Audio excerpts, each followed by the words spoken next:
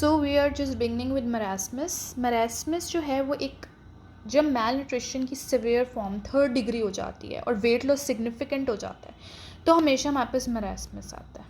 ठीक है, there is no edema but there is significant weight loss.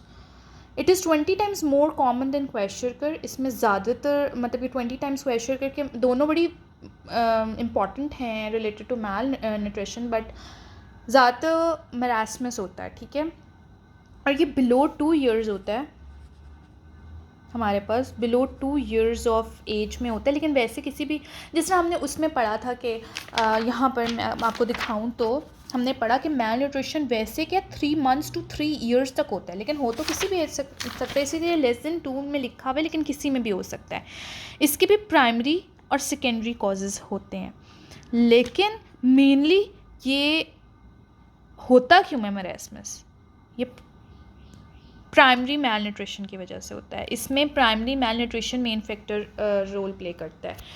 क्यों ये मेन मोस्ट कॉमनली होता है डाइटरी डेफिशिएंसी की वजह से है। ठीक है, और ये डाइटरी डेफिशिएंसी की ही वजह से हमारे पास जो है मरासमस आ जाता है। और डाइटरी डेफिशिएंसी में स्पेसिफिकली ओवरऑल जब रिस्ट्रिक्टेड फूड इनटेक होता है, चाहे वो प्रोटीन्स हैं, चाहे वो फैट्स हैं, चाहे वो कार्ब्स हैं, जो भी हैं, ओवरऑल फूड की इनटेक कम होगी, कैलोरीज की इनटेक कम होगी तो ग्रोथ कम होगी। सेकेंडली हमारे पास ओवर डाइल्यूटेड मिल्क यूज़ करते हैं। ठीक है, और फ्रॉम फियर ऑफ कॉस्ट, मतलब वैसे ही हम जिस तरह महंगा है क्या तो उसमें पानी मिक्स कर लेते हैं। ठीक है, वीनिंग ऑफ फूड्स जो है वो नहीं स्टार्ट की, वही वाले इन्फेक्शन जो हमने प्राइमरी मैल न्यूट्रिशन में बताया, diarrhoea, measles, pertussis, primary TB, immunisation नहीं हुई, और सम अदर सेकेंडरी फैक्टर्स भी होते हैं, लेकिन वो लेस रिस्पॉन्सिबल होते हैं। जैसे कि मैंने आपको बताया सेकेंडरी मैल न्यूट्रिशन बहुत कम रोल प्ले करती है। क्लिनिकल फीचर्स इसमें क्या होते हैं? Growth retardation, marked muscle wasting and loss of subcutaneous fat. अब ग्रोथ रिटार्डेशन होगी, ये तो कोई भी मैल न्यूट्रिशन वाला बंदा होगा उसमें होगी, बंदा कह रही हूँ बच्चा होगा तो उसमें होगी ग्रोथ रिटार्डेशन। मसल वेस्टिंग भी होगी क्योंकि ओवरऑल आपकी कैलोरी इनटेक कम है। लॉस ऑफ फैट भी कम होगा क्योंकि आप फैट इनटेक भी कम कर रहे हो, और फैट इनटेक को छोड़ें आप कैलोरी इनटेक ही कम कर रहे हैं। तो आपको पता है जब आपकी बॉडी में ग्लूकोज कम, कार्बोहाइड्रेट मेन जो सोर्स ऑफ एनर्जी वो कम होती है, तो आपकी फैट्स की डिग्रेडेशन स्टार्ट हो जाती है। तो loss of subcutaneous fat. Face is shrivelled and has no buccal pad, मतलब बिल्कुल ऐसे ना सूख के, जैसे बूढ़े लोगों का फेस नहीं होता कि कोई स्किनी हो जाते हैं और कोई उसमें मतलब आपको मसल बल्क नज़र नहीं आता। Then there is no buccal pad of fat on thighs and buttocks, वो भी श्रिवल्ड हो जाते हैं, श्रिंक हो जाते हैं। And skin becomes loose and hangs and folds, skin रह जाती है वो भी लटक रही होती है, जैसे बूढ़े लोगों की नहीं लटक जाती स्किन, उस तरह से।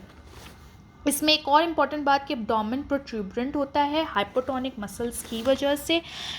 टेम्परेचर नॉर्मल से बिलो होता है, ठंडा हो जाएगा, जो जिसमें हाइपोग्लाइसेमिक बंदा होता है वो ठंडा हो जाता है। टेंडन रिफ्लेक्सेस आर डिमिनिश्ड, जाहिर सी बात है जब आप में इतना न्यूट्रिशन नहीं है, कैलोरी इनटेक नहीं है, तो आपकी सेंसेस भी स्लो प्रोसेस करेंगी। प्लांटर रिफ्लेक्सेस एब्सेंट भी हो सकते हैं। टेंडन रिफ्लेक्सेस जो होते हैं ना वो सुपरफिशियल रिफ्लेक्सेस, जो टेंडन होते हैं डीप टेंडन रिफ्लेक्सेस वो तो डिक्रीज़ हो जाएंगे, लेकिन जो प्लांटर रिफ्लेक्स जो सुपरफिशियल होते हैं वो बिल्कुल ही एब्सेंट हो जाएंगे एक्सट्रीम केसेस में। Child resents being examined but he is usually alert and has a good appetite. Okay, मतलब skin and hair changes are absent. Okay,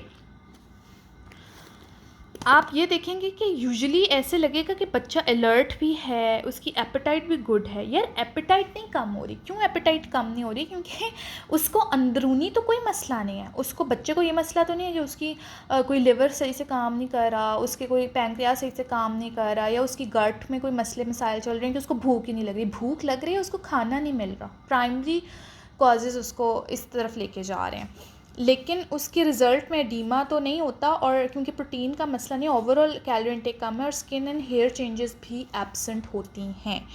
इसमें कोई स्किन और हेयर चेंजेस भी नहीं आती because they are also related to protein mainly. ठीक है, तो प्रोटीन वो क्वेश्चन में होता है, वो जब हम वो पढ़ेंगे तो उधर मैं आपको बताऊंगी।